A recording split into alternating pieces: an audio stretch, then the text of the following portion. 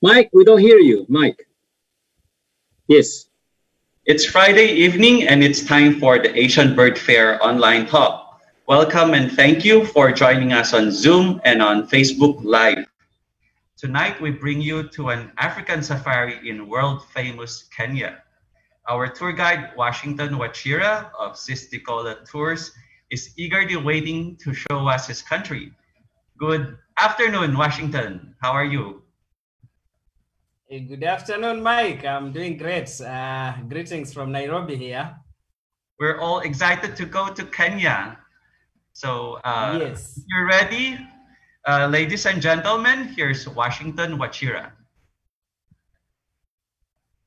Wonderful. Yeah, you can start now. Good. Thank you very much, Mike. Let me start by sharing my screen here.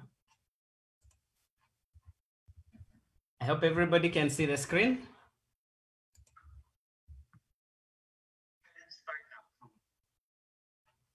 Thank you very much, Mike. Let me start by sharing my screen here. This is good. Yes. This is perfect. Just go ahead. Good. Okay, perfect. Good. So everyone, welcome to this talk. My name is Washington Wachira. I work with Cisticola Tours, which is my company based here in Nairobi, Kenya. And we run tours across the entire East African region. So we cover parts of Kenya, Tanzania, Uganda, and Rwanda. And today I'm going to be talking to you about Kenya and birding and wildlife tours that you can do in Kenya. So to start off, as an introduction, these are just a few images that I selected that can represent the animal diversity of the country. So on the left here, we have a nice elephant pair and a young one behind them, together with a few cattle egrets. Below that, those are lesser flamingos. Kenya is known as one of the best places for flamingos, and I'll be talking a bit more about that. And then in the center, we have cheetah, and that's also something very common here in Kenya that we get many, many times. And also to the bottom right here, we have vulturine guinea fowls, which are some of the most beautiful guinea fowls that we have in the country. So I also do a bit of YouTube and share lots of videos about Kenya and birding and mammals. And many other animal diversity and plant diversity across the country. So my YouTube channel is called The Safari Naturalist. It's the one shared on the top left side of the screen. And after the talk, you can definitely check it out and subscribe to enjoy some of the videos I've put there. So now let's begin about Kenya. So on the left here, we have a lilac-breasted roller, which is one of the most beautiful rollers we have in the entire world. And it's actually casually put as the national bird of Kenya. We don't have an official bird of Kenya or what we call national bird, but the lilac-breasted roller has been put as one of the possible national birds of Kenya. And then at the center there, I show a map of Africa in proportion to show you where Kenya is located on the global map. And Kenya is the small brown country you see here. The equator cuts the country into two halves, and we are located in East Africa, touching the Indian Ocean coast. So you would consider that to be the Western Indian Ocean coast. And then our borders to the north, Ethiopia, northwest, here we have Southern Sudan. To the west, we have Uganda. To the south, we have Tanzania. And then to the east, we have the Indian Ocean, and above it, Somalia. So those are our borders all across. And in total, we have 5 countries that neighbor us, and East Africa is one of the most interesting places to visit. So country size, we have about 580,000 square kilometers with a population of about 52 million people, representing 42 tribes. So 42 tribes mean that people who speak a common language. We have at least 42, but there are other smaller tribes that sometimes are assimilated into the bigger tribes. The main religions, Christianity, Islam, and Hindu, but we also have other religions in the country. So many people have seen Kenya out there being portrayed as a beautiful country with these epic sunsets, amazing wildebeest migrations in the Masai Mara. So you see these big groups moving together and the crossing of the river. And this is what many people have seen on TV. And that's definitely one of the top highlights for Kenya. And I'll be mentioning Masai Mara in my talk, among many other places. But to just give you a bit of strengths that we have as a birding and wildlife safari destination, is that we have a fairly regular climate. So we have 2 rainy seasons. The heavy rains are around April, May, and then short rains around October, November. And then the coast has about 27 degrees Celsius average temperature. And then around Nairobi, which is in the Central Highlands, is about 21 degrees. So we have a bit of a regular temperature because we are located along the equator. So we don't have true summer and we don't have true winter. And that's a big advantage that you can actually tour Kenya from January to December without worrying about the weather. And then we have many flights coming into Kenya, and most of the flights come in through Nairobi, through an airport called JKIA. And then we have another international airport at Mombasa. And both of those can receive direct flights from many parts of the world, and also many connecting flights that join as well. And then the ease of travel is really good. We have wonderful roads in most of the places around Kenya, and all the tourism destinations are accessible. Accommodation is also good, and we have a huge variety of choices. So depending on what you prefer, you can get between budget, medium, and high-end lodges. And then, of course, most parts where we go are actually places where people can speak good English. So you're in good hands, and the safety is fantastic. So you're able to go to places, enjoy the warmth of the people, feel safe, and also be able to communicate in English. We have a lot of birding and wildlife opportunities. So the species diversity is quite high, and I'll be just taking you through some of them. And then we are known for having some of the long bird lists. So you can come to Kenya for a mega tour of about maybe 3 to 4 weeks, and you could be able to score many species. And last May, during the Global Big Day, which was hosted by eBird, Kenya was ranked number 11 in the entire world and number 1 in Africa as a continent. So you can see we really have some good birding opportunities. On the right here, we have a superb starling, which is one of the best starlings we have in Kenya. Very common, but not common across the entire continent of Africa. And then up here, we have 3 vulture species. On the extreme, we have the big one, the lappet-faced vulture. In the middle, we have white-backed vulture, and then we have this Ruppel's vulture. So birding diversity in summary is that we have about 1,162 species according to IOC, and depending on which species checklist authority you use, the number can be higher or lower. So that depends on which authority you're using. And this represents about 10% of all the birds in the world. And we have the second highest species list of all the African countries, just second to the Congo. And we have 43 globally threatened species of birds that we host in the country. So that's a really good number of birds that actually find a home here, even if they are threatened globally.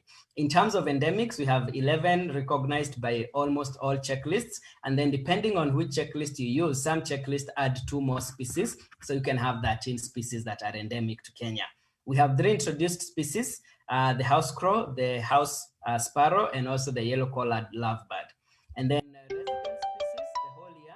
So we have species that stay with us from January to December, and we have over 800 of these, which means anytime you come to Kenya, you can see them. And that's a good number for sure. And then we have about 170 Palearctic migrants that come in from the north, and they come to Kenya for winter, and then they go back north for breeding later on in the year. And then about 60 Afrotropical migrants. So these are species that migrate within Africa as a continent. And also we do have a few species that come from Madagascar that we call Malagasy migrants. Good. So tour lengths, which I know is a big interest in ABF talks, is that you can do different types of trips. You can do a short trip, which is about 1 to 4 days, and this will typically get you between 100 and 300 species. In fact, most places in Kenya, within a single day, you should not get less than 100 species. In fact, we put the average at about 120 to 150 for any location in Kenya. With a local guide, you can be able to score a good number of species. And then medium trips between 5 to 9 days should get you about 200 to 400 species. And then the regular trips that many birders do are usually between 10 to 14 days.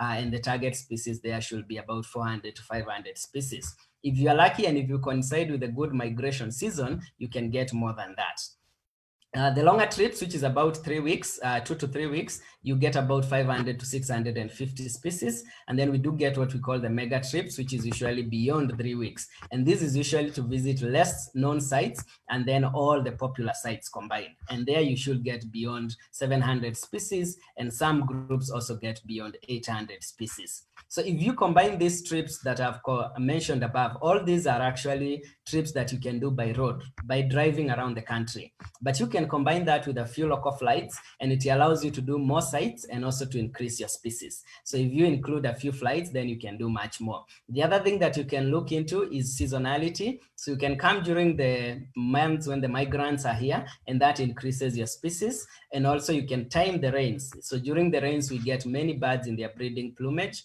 And that is also nice because some birds that are known to be beautiful during the breeding season, when you come in the dry season, then you find them just looking brown. And I'll give you some examples later on of birds that you need to target during the breeding or the rainy seasons as well. So the national endemics, I've listed them here.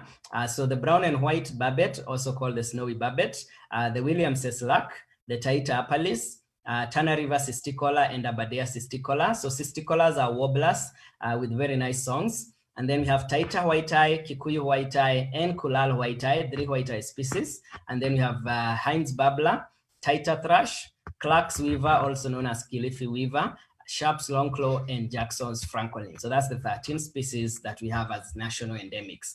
But we also have a big list of what we call regional endemics or East African endemics. And these are species that we share between Kenya, Tanzania, or maybe Kenya, Tanzania, and Uganda. We all consider those to be East African endemics.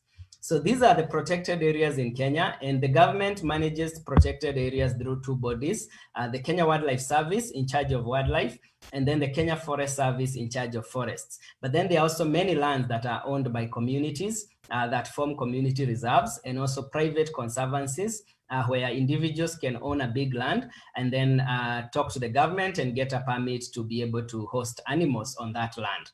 So we have different setups of conservation. And those that are managed by the Kenya Wildlife Service are actually 8% of the country, but way more than that if you include all the other conserved areas. And here I've put in a few of those regions. So you can see the Indian Ocean here at the bottom. And then we have Lake Victoria, where I'm moving the cursor now. And then up here we have Lake Turkana, also sometimes called Lake Rudolph, which we share with the border to Ethiopia. And then all these shaded spots include national parks, national forests, and national reserves. So all these are protected areas. So as you can see, Kenya has so many protected areas, and sometimes you're not able to do all of them when you come on a trip. So if you're doing a mega trip, you can target many of these, including some of the less visited ones. But on most regular trips, you visit some of the popular places where you can be able to score quite a big number of diversity and species. So I'm now going to take you through some of the popular places and some of the places we recommend for people who want to come and see mammals and birds and even other forms of wildlife like reptiles, amphibians, and insects. So let's start at the capital city. So Nairobi, we are blessed to have a beautiful national park right at the city edge, exactly 6 to 7 kilometers from the city center. We have this beautiful park called Nairobi National Park. And as you can see in my images, you can see these are rhinos, white rhinos running towards the fence here. And you can see apartments on the other side. So these people can literally pick out their binoculars and enjoy birds in the national park or even rhinos. And then this is a giraffe, the Masai giraffe. And you can see skyscrapers and these tall buildings are trying to compete with the giraffe for who is the tallest Nairobi occupant. And then here we have the black rhino and all these mammals, including lions, leopards, buffaloes, zebras, they all occur in this Nairobi National Park. And then to the south of the park, we have another interesting savanna called the Kapiti Plains, and they share species of birds. For example, the endemic snowy barbet, it's this individual here, endemic to Kenya. And then we have Pangani longclaw, which is also a special bird for East Africa. You can see it's very beautiful looking with that nice yellow and white patches. And then we have the mustached grass warbler, which is also sometimes called African mustached warbler. And you can see the reason why it's called mustached. It's because of those nice black lines that run across the face. And then we have the northern pied babbler, which is an East African endemic that we share with Tanzania. Then we go to Masai Mara National Reserve, and there are many conservancies that surround Masai Mara, and this is one of the most famous places. And this is a place you go mainly for carnivores. So they have very good populations of lions, leopards, and cheetahs, and also many other animals like these impalas, zebras, and all these other interesting herbivores that you see from TV like wild beasts. And the Mara is a grassland that has several rivers and several bushes, and you can explore the place by vehicle. And then on the conservancy side, you can do some places on foot, which are outside the protected reserve. And that's a very good place to look for birds like the Hildebrand starling, which is an amazing starling. So the starlings in Kenya are very beautiful, and that's one of our strengths in terms of families. And anyone who has been to Europe, for example, and seen the common starlings, when you look at the starlings we have here, they are really beautiful. And then we have the rufous-tailed weaver, which is also another endemic to Kenya and Tanzania, together with the Usambiro barbet, very beautiful barbet. And then we have the red-throated tit, also another specialty for that area. But generally, the place has over 500 species. So depending on how much time you spend there, you can be able to see many, many more. And then we have another place we call the Laikipia Plateau. So the highest mountain in Kenya is known as Mount Kenya. And you can see the mountain here, which is just next to this beautiful impala male with those big horns. So this is Mount Kenya. And below Mount Kenya, we have a plateau we call Laikipia Plateau. And it's beautiful. It's full of wildlife. You can get elephants, bat-eared foxes, and many other animals. And the Laikipia Plateau is a good place to look for birds like the Von der Decken's hornbill, black-lord babblers, and then they also have the Fisher's sparrowlark and the brimstone canary. So all these and many other birds are found there, including over 500 species are known from that region. And then we go to Kakamega Forest. This is one of the Guinea-Congolian forests that is shared between the countries coming in from Central Africa all the way to East Africa. And this is the easternmost part of the Guinea-Congolian forest. It's very nice, beautiful jungles, and we bird here on foot. So you drive to the forest and then you walk. So it's very nice because you can actually control the pace and enjoy the birds and the mammals. So we have beautiful monkeys like these black and white colobus monkeys that we call the Mau Forest Guereza. Beautiful monkeys. The birds are also amazing, including this big turaco here called the Great Blue Turaco, which is our largest member of that family. And it's actually a family that's endemic to Africa. So it's an amazing, amazing family. And then we have the blue-headed bee-eater, which is very special. And Kakamega is the best place on earth to look for blue-headed bee-eater. So it's very nice. And then we have these Turners remomelas, another species where Kakamega is the best place to look for them on earth. And they are really small, beautiful birds that have these rufous fronts to the head. And then we have Southern Heliotas, and these ones are also very beautiful birds that Kakamega is one of the best places to look for them. Good. Another lowland forest, slightly lower than Kakamega in terms of altitude. This is very close to the coast, and it's called Arabuko Sokoke Forest. So it has this mixture of brachystegia trees, which are these trees here, and cyanometra bushes, which are much smaller. And here it's a good habitat for this beautiful mammal known as golden rumped elephant shrew. And you can see why it's called golden rumped because of that golden rump. And then the place is amazing for birds with many species and many endemics. One of the interesting birds we look for is this pipit called the Sokoke pipit, which is a very unique pipit. It doesn't look like most of the pipits, but it's an amazing forest dwelling pipit. And then we have this Sokoke scops owl, an amazing owl, very small, but very beautiful. Then we have the Amani sandbird, that's also a special bird for East Africa, and this is also very common in the forest. Then we have this little yellow flycatcher, which is a very beautiful small flycatcher that we get in the forest. And again, turacos, very beautiful birds. Here we have the Fisher's turaco. And then we go to the Shimba Hills. And the Shimba Hills is close to Arabuko Sokoke Forest, but slightly higher in terms of altitude. So we get it at about 350 meters, and it's a good habitat for giraffes and many other mammals, including the sable antelopes. But when you get there in terms of birding, we get all these amazing birds, including white-eared barbets, this beautiful guy here, crested guinea fowl, which is an amazing guinea fowl. We have green-headed oriole, and then we have Uluguru violet-backed sunbird. Those are some of the special birds, but we have many, many more in the forest. We go a little bit higher and we meet this forest called the Taita Hills Forest, which are small remnants of forests that belong to what we call Tanzania, Malawi, Eastern Arc Mountains. And this is a good place for monkeys like the Sykes monkeys, this monkey here, and birds like the striped pipit. But we have 3 endemic birds in the forest, Taita thrush, which I've shown here, Taita white-eye, and another one we call the Taita apalis, which is a small warbler. All those 3 species can only be found in this tiny area called the Taita Hills, nowhere else in the whole world. So those are endemic to Kenya. And then we have mustached tinkerbird up here. And then we have this beautiful green bull that we call the stripe-faced green bull.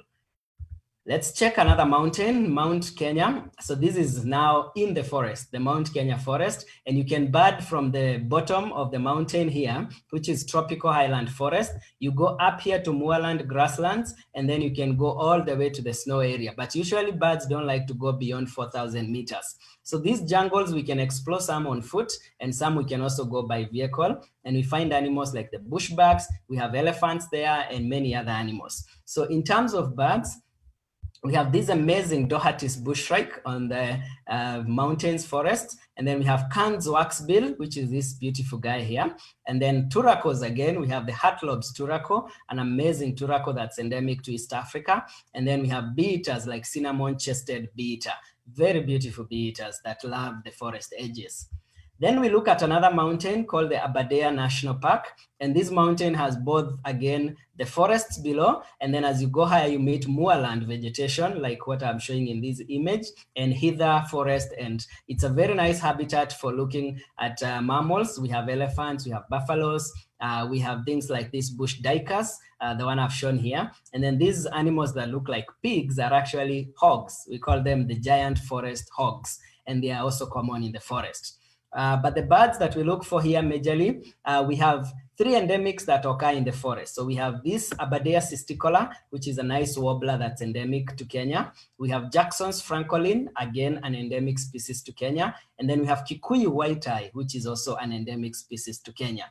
Together with this, we also get many more species like the golden-winged sunbird and the alpine chart, sometimes called moorland chart. So all those are endemic species to the region, and also they love those highland forests. So next to the Aberdare ranges, we have Kinangop grasslands, and the Kinangop grasslands are a nice place to look for reptiles and amphibians, and we have a few endemic ones like this Kirinyaga toad, which is endemic to Kenya. And these grasslands are usually beautiful because we can bird them on foot. So you go there and you just find a local guide, and you can be able to move around according to any farm that you want, because the local guides are known by the local farmers and they are allowed to go in for birding. But what do we look for? So let's look at some of the birds here.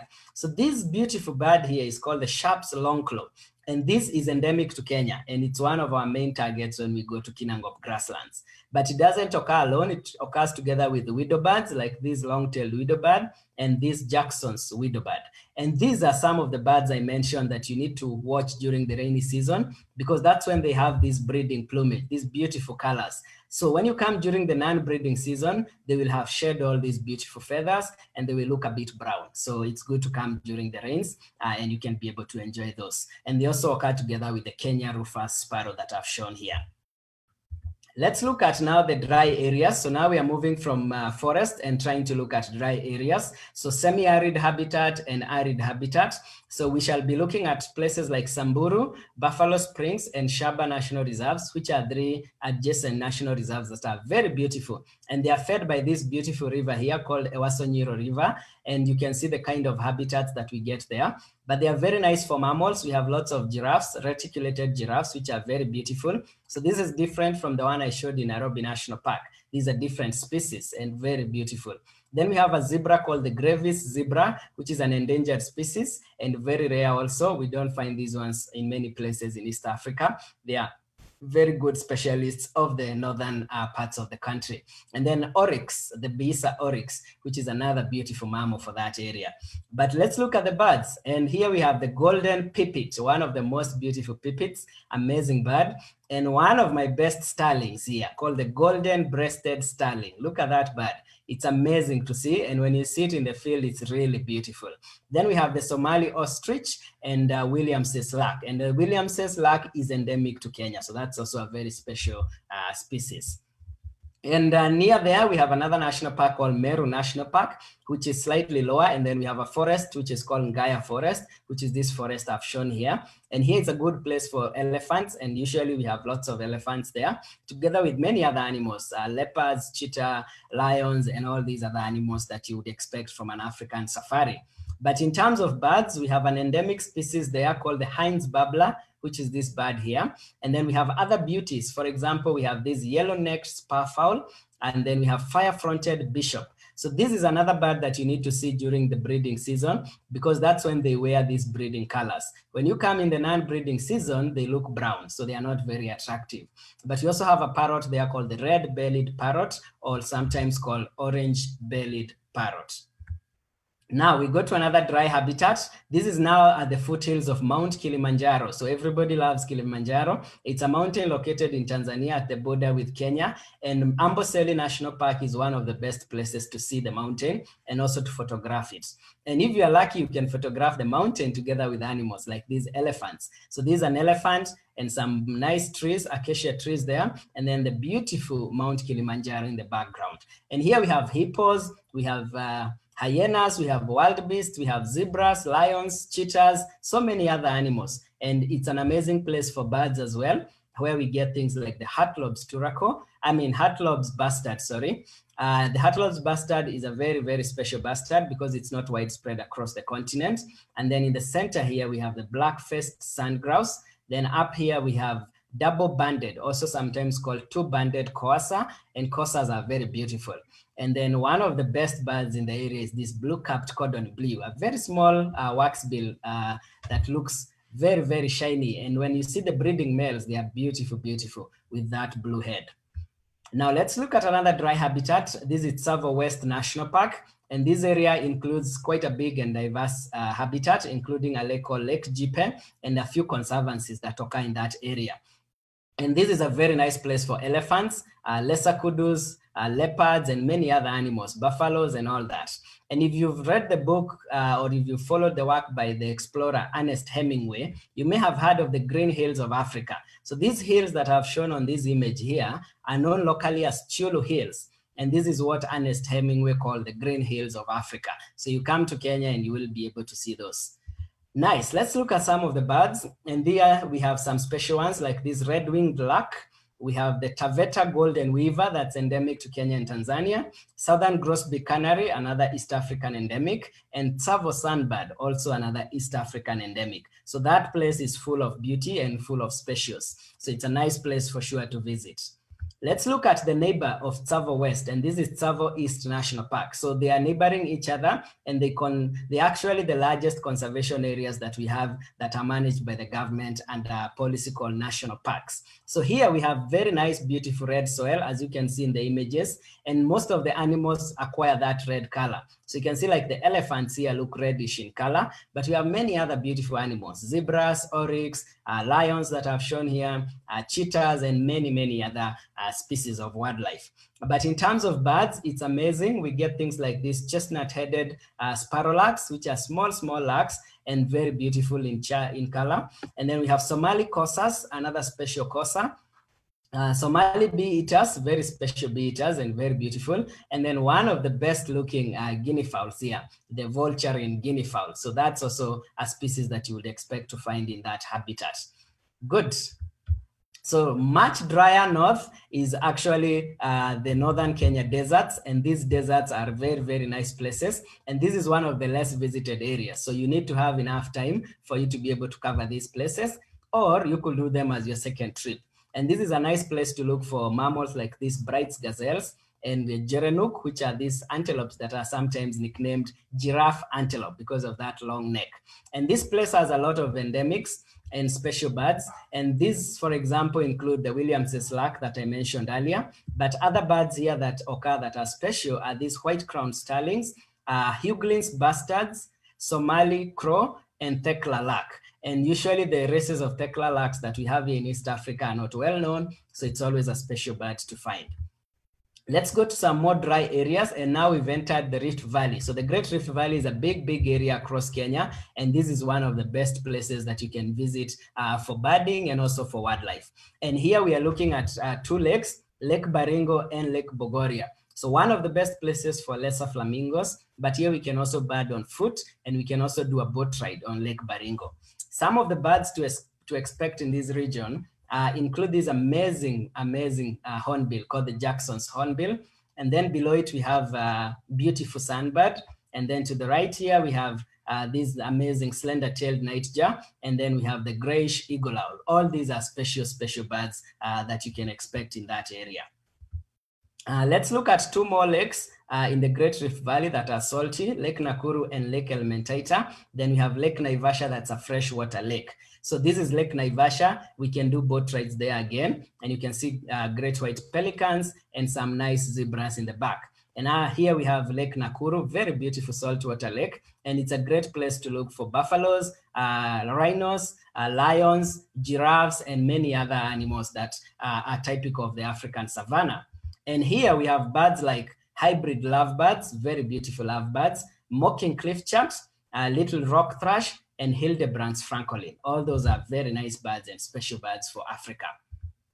Now let's look at a lake that's outside the Rift Valley called Lake Victoria. That's very famous with many people. And Lake Victoria has a lot of nice habitat. We bird along the lake shores where we often get crocodiles. And also we bird the papyrus swamps that look like this. And here you can also do a boat ride. So we often do a boat ride to look for species that are deeper in the lake.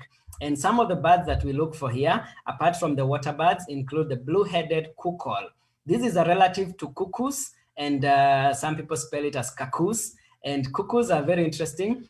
You know them as brood parasites. Therefore, having cuckoos are very also interesting groups of birds. And they are much bigger than cuckoos. They have very nice deep songs, and they are always birds that we enjoy to find in the field. And then we have these gonolecs called black-headed gonolecs, and we also have papyrus gonolecs. Both of them are members of the bush shrike group, and they are very beautiful, and they have very nice songs. Then we have white-throated bee-eaters. They are common around that area, and Jackson's golden-backed weavers. So we have so many weaver birds in Kenya, and all of them are really beautiful. And this is just an example to show you the beauty of the weaver birds we have in the country. Then let's look at another wetland. This is now along the coast. So this is very low altitude, and this is Sabaki River. And usually here we have a nice river that's coming from the inland, draining its water to the Indian Ocean. And around that area, we have beautiful sand dunes. So you can see this image here showing some sand dunes. And here we bird on foot. So it's very easy to access, and we can be able to do some nice birding on foot. What do we look for in this area? So we get lots of interesting birds around that area, and some are special and endemic to the region. For example, the coastal Cisticola, which is this small warbler here, and that's endemic to this region, the East African coast. And then we have, next to the coastal Cisticola, African golden weaver, another beautiful weaver. I mentioned the weavers are very beautiful. And then here we have Malindi pipit, which if you need to see this species, you must go to Kenya or Somalia. And Kenya is the most accessible place in terms of birding. So we don't have many tours that access the Somali region of the species habitat. And therefore, for you to see this bird on your global list, you have to come to this region. And then here we have the swift terns, sometimes called greater crested terns, and then sooty gulls, which are also very special gulls, and something that you really want to see on your trip. Let's change here and look at another wetland next to Sabaki River, not very far. In fact, they are all along the Indian Ocean coast, but you drive between them. So this is called the Mida Creek. And this is a tidal kind of wetland whereby when the tide rises, it covers the ground, including up to these mangrove trees that you can see in this image here. And then when the tide moves away, we get these mud floods that are very nice for birds. They are very productive, and we get a lot of shorebirds and migrants also coming in to enjoy the food there. And some of the birds to expect are this parrot-billed sparrow. We also get the golden palm weaver, another amazing, amazing weaver. A special plover here called the crab plover that's unique. It's in its own group. It's a very special plover. And then there are a few common ones like the three-banded plover. That's very, very beautiful. And with that, I would like to just comment a bit about safety of travel, which I know is important, and also the current situation regarding travel in the country. So most of the places where we go birding or where tourists visit are totally safe, and anybody can be able to access them with ease. And therefore, I would encourage everyone who wants to enjoy some African mammals, African birds, to definitely consider Kenya as one of their next destinations. And also the other thing that we like most about birding in Kenya is the ease of finding species. So you would come to Kenya with probably an expectation of what you would want to see, but often, many times you get actually shocked by the country. You get to see much more than you thought. So it's one of those places that if you had one chance to visit Africa, I think I would encourage you to visit Kenya, because you are guaranteed of enjoying lots of diversity, as well as having very experienced local operations in terms of logistics of lodges. Kenya is a famous place for tourism, and therefore you can be able to enjoy lots of good things. So with that, I hand back to Mike and I encourage you to ask a few questions, then we can address them together. Okay, thank you very much. We can't wait to go to Kenya.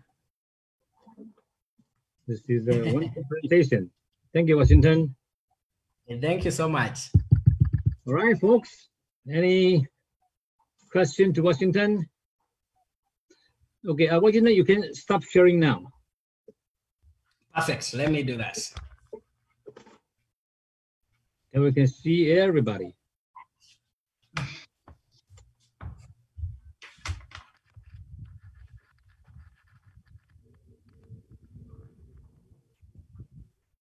Okay, yep. Any question? Yeah. I think everyone is still amazed with all those wonderful pictures.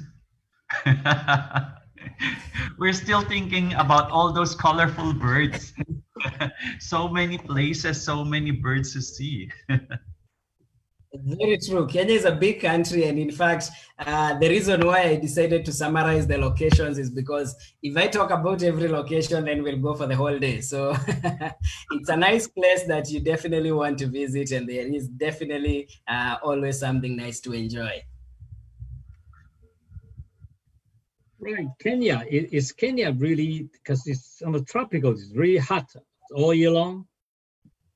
That's a good question, Victor. Actually, Kenya is considered to be a place where temperature is affected by altitude. So our temperature is not affected by seasons. We don't have a true cold or warm season like summer and winter. But often people say that July is our coldest month, but it's nothing compared to winter. It's just a little bit of Nairobi cold. So usually the temperature depends on altitude. So like at the coast, it will be about 27 degrees Celsius. That's sea level, and that's at the Indian Ocean. And then as you come inland, as you move higher, it becomes cooler. So by the time you get to Nairobi, it will be probably maybe about 7 degrees colder than the coast, or thereabout. And as you keep going higher, you can get up to the mountain tops, and up on top of Mount Kenya, for example, we have a snow cap. So that means that you can get freezing temperatures on top of our mountains. So unless you are really high up, most of the year the temperature is quite stable and warm. Yes.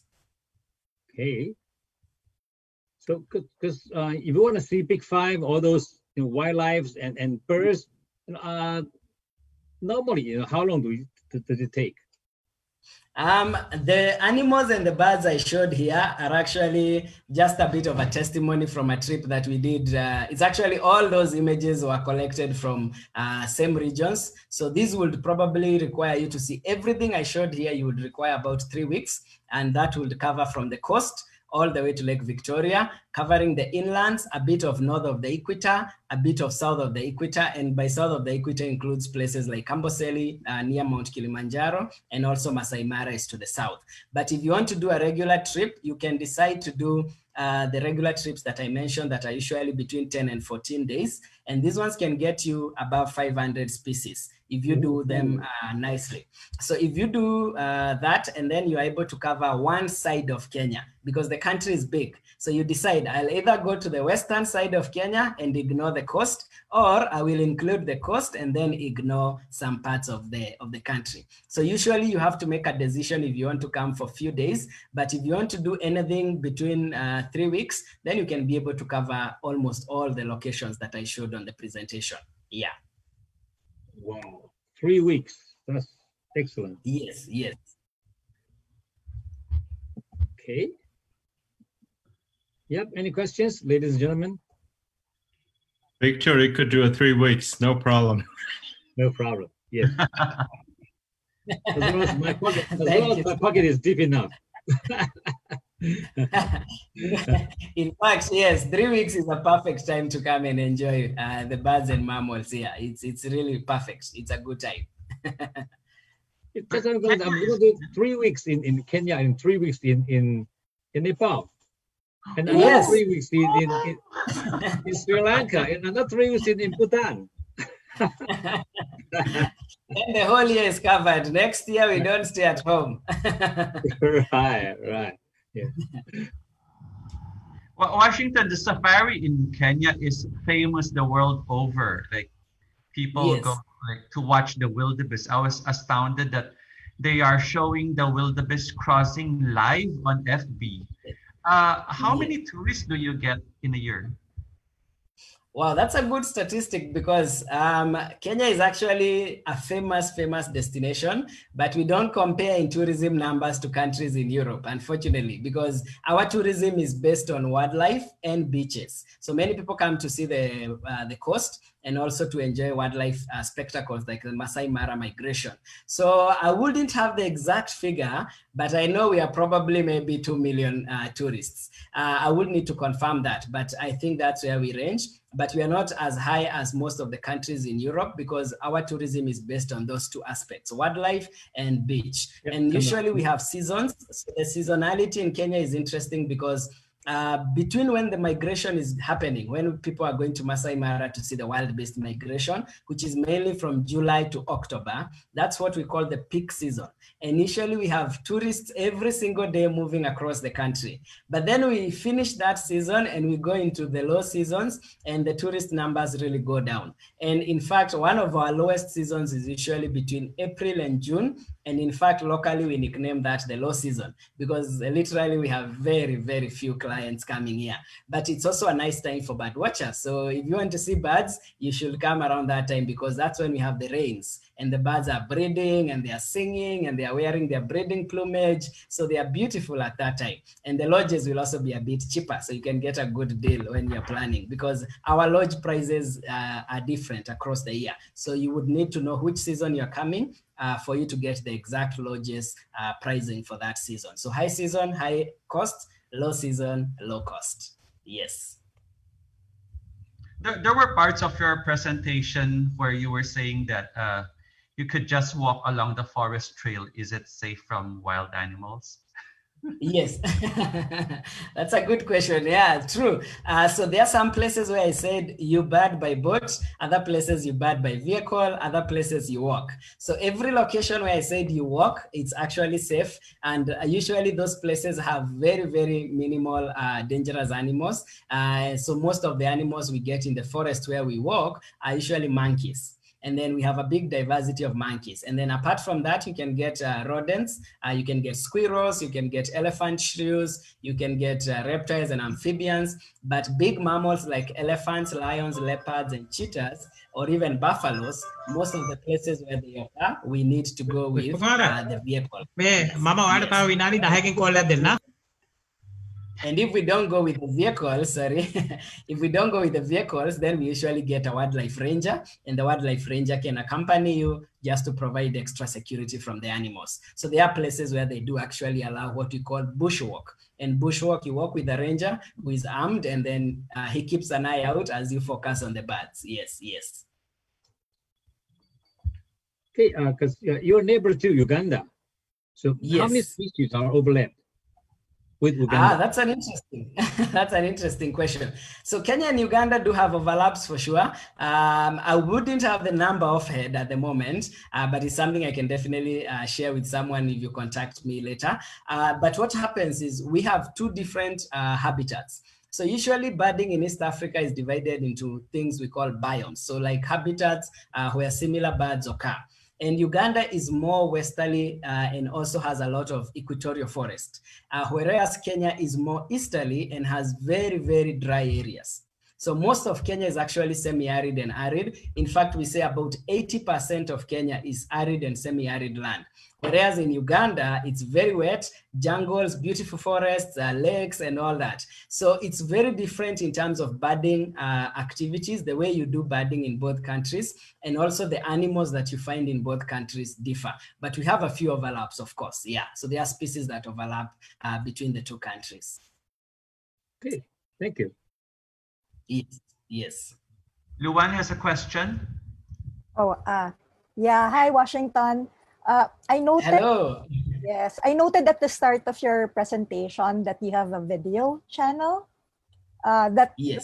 Yeah, I found that interesting because when the lockdown started, there was a spike in people locked down looking for virtual wildlife safari and tours. True. Because it is a part of everyone's bucket list practically. Yeah. So I was curious if you've gotten interest along those lines, people wanting to go on a virtual experience of, say, you are a ranger in the usual vehicle going around the routes and pointing out the wildlife, and or if not, is that something that they're looking into? Because yeah, these are experiences that people want more of while we're all locked down.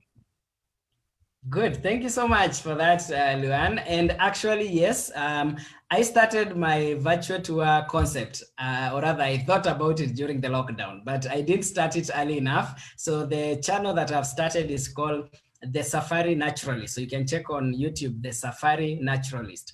And I started this 2 months ago, because by the time I realized that I will do this, I think we were too far into the lockdown, and Kenya actually had a bit of a lockdown where you were not allowed to move out of Nairobi city. So I was literally in Nairobi city by the time the government said you cannot leave the city. So I had to stay here until when the lockdown was opened, and then I was able to move a bit more and show people the beautiful birds and mammals. But after I was able to move around, I've been sharing a few, and actually I've received interest among different people across the entire world. Some actually request for specific areas, and they say, we would like you to do something from this region. And also we get some people who say, we would like you to document something for us. And we do definitely do that specific request. But at the moment we are sharing general locations. I move around anywhere I find something interesting. I put a small episode, and they are short episodes between maybe 5 to 15 minutes, so that someone can watch it even between maybe a coffee break or a lunch break, and then they continue with their day. But I will keep sharing many more even after the lockdown. So this is a program or a project that I will continue doing even after the lockdown. And I hope it will help people to actually make decisions of where they want to go, and probably encourage people to actually come to Kenya and enjoy the beautiful animals we have. And with time, I will keep expanding to many other places and even outside the country when all the travel is back to normal. Yeah. Yeah, and how you're doing it now is how nature happens anyway. You go to an area and see what's there versus ordering it. So your virtual is exactly how it happens in nature anyway. Yes. So thanks for that. I'll follow your channel and see what's in there. Thank you so much. Yes. That's a big advantage of virtual tours. You show people what happens, because when you watch documentaries or videos on big channels, you often find videos that were documented for 2 or 3 months, and then they edit it to make a short documentary. And you think that that's how animals look in the field. And you see probably animals hunting and animals moving at the same time and doing all these nice things. But when you come on safari, you don't find animals doing exactly what you see them on video. But when you look at a virtual tour, it tells you the true picture, the true scenario that is happening on the ground. So they are very nice ways of showing how wildlife looks here in Africa. Yeah, also I imagine while the tourists are not there, you being out there signals to, say, poachers that, hey, there's activity. So stay out. Yes. It's a very good way to keep the habitat strong and safe. Very, very true. I agree with you. Thank you. Thank you so much. You. And Chibza, you have a question? Hello, everyone. Yes, Washington, it would be nice if you can share your link to your YouTube channel in the chat room here, so that we can subscribe. Really looking Yes, forward yes, for I it. will do Thank you very that. much. Yes, That's yes. all I Let have. me do that right now. It's a great Thank you presentation so as well. much. Thank you very much. Learned a lot about Kenya, Thank you. Thank you. the wildlife. Beautiful. Yes. Yeah, and Thank you this so time much. our friend Soming from Cambodia. Well, he came a little late, so again he wants to know what's the best season to visit Kenya. Aha, very good question. So I will repeat a bit more about seasons. So seasons in Kenya are mainly considered depending on what you're looking for. So we have probably I would consider 3 options for seasons. You would look at prices, that is between high seasons and low seasons. The second aspect you can look at is rain seasons, so that you look at birds that are breeding and those that migrate depending on rain. And the last one is the normal migrations that we know. For example, Palearctic migration coming from the north or Afrotropical migrations coming from Southern Africa. So starting with the first one, which is high seasons and low seasons for price, usually the highest prices in Kenya are between July and October. And that's because the wild beast migration happens around that time. And then the rest of the year is a bit cheaper, with the cheapest months being April to June. That's the low season. And then the other months are considered to be mid-season.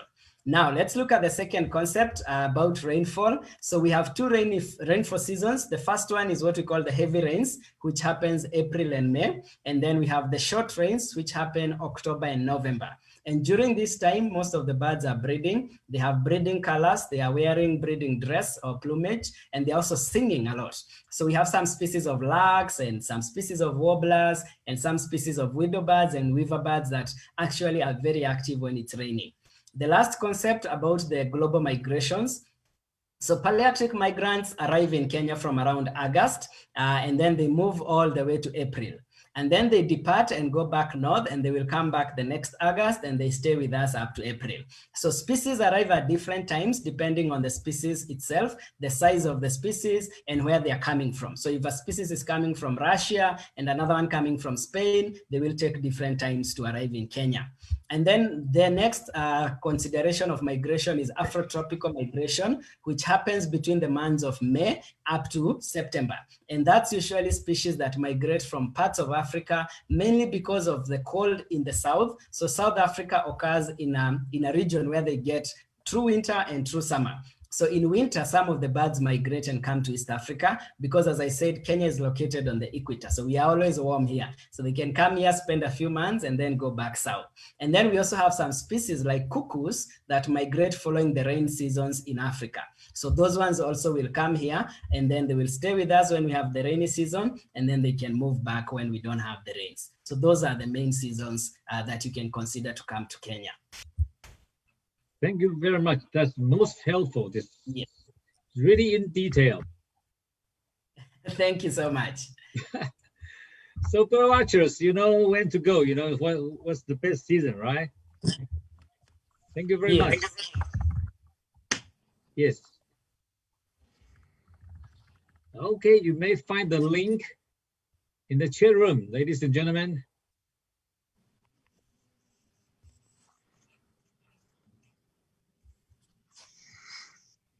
Great. So the link is there, and we can share it on Facebook as well for those who are watching on Facebook. Maybe Victor will copy it later on and paste it there as well. I can do that, yes.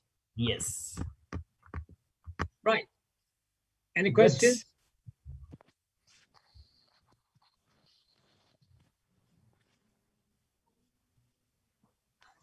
Yeah. Hi, Washington. Yes, please. Yeah, I'm from Nepal. So it was really wonderful presentations. Thank you very much. I have just a simple questions. When you do bushwalk, have you ever come across with this illegal hunters, poachers, or is there any like a threatened or any tourists been in a threatened situations, anything like that, while you were doing a bushwalk? Mm-hmm. Good. That's a very nice question. You have a rangers, things, with the arms. I know that. But have you yourself encounter or any tourist been encounter with these situations? Good. That's a very good question. And personally, I have done a few bushwalks, and most of the time we do bushwalks in protected areas. And in my experience as a guide, I've never come across poachers during a bushwalk. The only thing we come across sometimes is actually dangerous animals. And we've had some scenarios whereby you get too close to an animal and you had not seen it. And therefore, sometimes the rangers have to scare the animal, but we don't usually harm the animal. So for example, they could fire in the sky to make some noise. And some animals, they just know the sound of a gun. So they actually just tap the gun a little bit, and that's enough to let the animal know that these are people coming in, and they just keep their way. And usually when we are doing bushwalks, we move in one single file or we move as a group. That way we are able to avoid disturbing the animals too much. And also the animals know that we are there and they know exactly where we are. So we don't scatter, we don't go in every direction. But we've never come across poachers when we are doing this. In fact, I would say in the last few years, poaching is really going down in the region. And unless we are not getting records, there's a time when we used to have a lot of poaching happening a few years back, and it was all over the media. But in the last few years, I'm glad to say that we've not been getting many poaching incidents and many cases going around. And we really pray that this goes on, and we want our animals to remain safe, because it's a big, big challenge for conservation.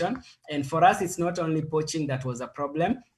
There's also the issue of poisoning. So some animals are poisoned when they attack domestic livestock. So for example, hyenas and lions, when they attack domestic livestock, they are poisoned by the farmers to try and avoid that killing. But then in the process, sometimes vultures will come and eat those carcasses, and the poisoning keeps poisoning more animals, and it can kill many, many. So it's reducing also the poisoning impact, but it's not over. And every single day we are out in the field, we work with community members, we work with local guides and local rangers from community areas. And one of our main objectives as tour guides is to educate them and to encourage them to conserve animals without these practices. So we always do that. And it's always our duty as guides to make sure we encourage people to stop poaching and also poisoning of wildlife. Yeah.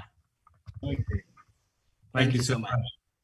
Because the Nepal, where we come from, we do have also lots of poachings. Yeah, we do have like tigers, the one rhinos poachings. Yeah, so we do have also lots of conservation efforts there.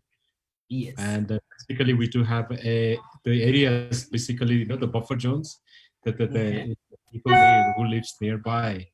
We do have anti-poaching groups. Do you have that sort of things? Yes, we have them here in Kenya. We call them anti-poaching units.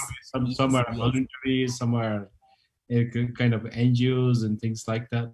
They're working on it, to control the illegal poachings. True.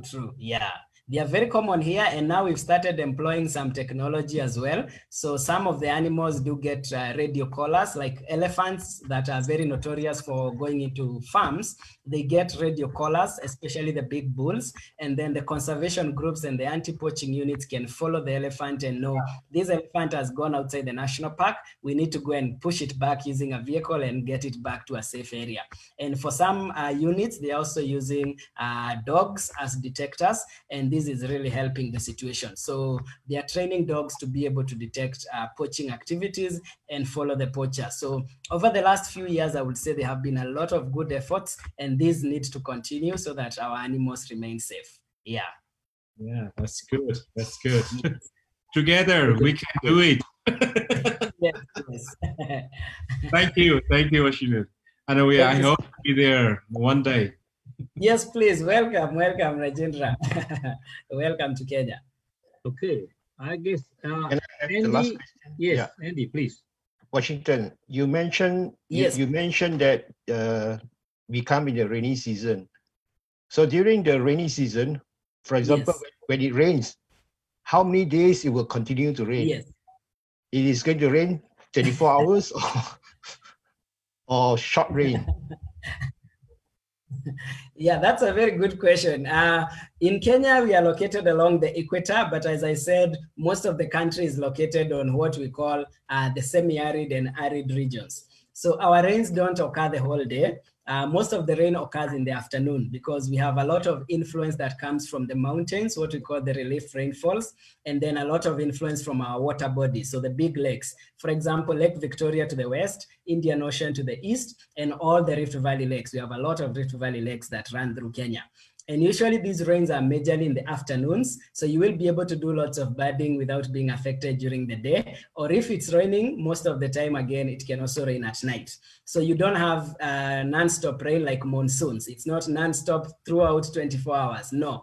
All our rainy seasons do have breaks. And that's why you are actually encouraged, because what happens, after the rain, if you go out right immediately, the birds are so active because we have termites and other insects that come from the ground, and they're a good source of protein for the birds. So the birds are usually very, very active just after a bit of a rain drizzle, or if it rains for like 2 hours and then you go out, it's an amazing, amazing time to look for birds. So we don't usually have rain for 24 hours.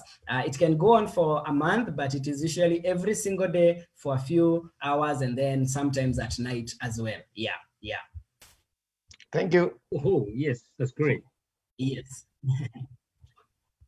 So Andy, it doesn't rain 24 hours. Maybe 36. All right, if there are no further questions, then Victor, Paul, yeah. Just one question. Oh, yeah, Kusum, yes, please. Yeah, Washington, is Kilimanjaro owned by Tanzania or Kenya? That's a good question. Yes, Kilimanjaro is a mountain that's in the territory of Tanzania. So what you do is, if you want to climb the mountain, you have to go to Tanzania to climb it.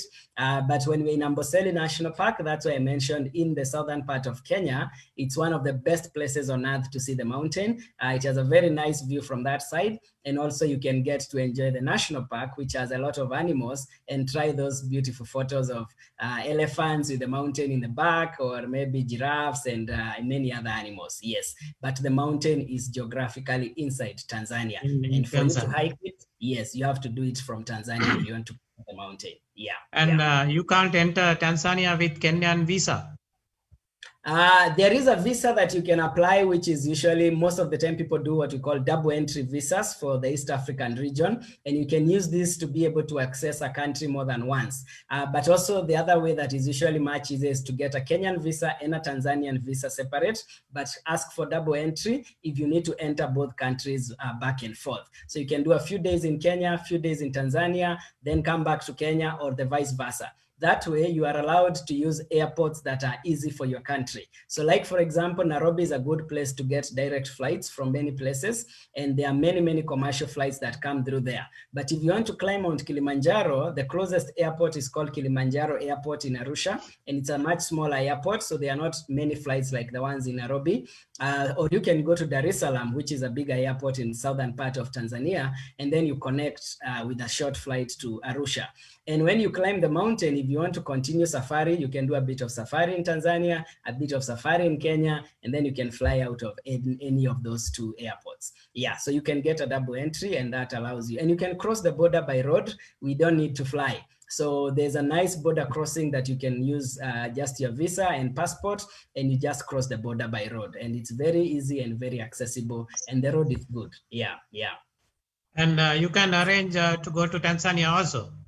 Yes, we do. Our company does the entire East Africa. We do Kenya, Tanzania, Uganda, and Rwanda. So we actually have lots of groups that want to come to Kenya and Tanzania and combine, or Kenya and Uganda and combine them. And because the countries are touching each other, you don't have to fly in between. You just continue by road as you enjoy the birds everywhere, because there are birds literally everywhere you go around the countries. You will always find birds. East Africa is full of diversity. Yeah.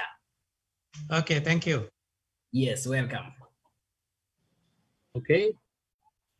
Anyone want to ask the last question, or we're going to take a group photo before we go? All right, you ready, guys? Yes. Right. So Mark. look at the camera, Mark. smile, Mark. and please don't move. 3, 2, 1. Thank you very much. Thank you, Washington. Thank you so much. Thank you, ladies and gentlemen, for being here with us. Mike, where are we going next week? We're coming back to Asia, to the Garden City of Singapore. Yeah. with Lim Kim Seng of Nature Society. Wow. Okay. So we're going to Singapore next week. Yes. Stay tuned, Africa. guys. So Singapore.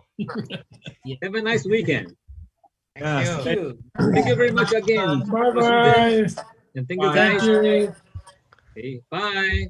Washington. Thank you. Thank you. Bye. Thanks, Andrew.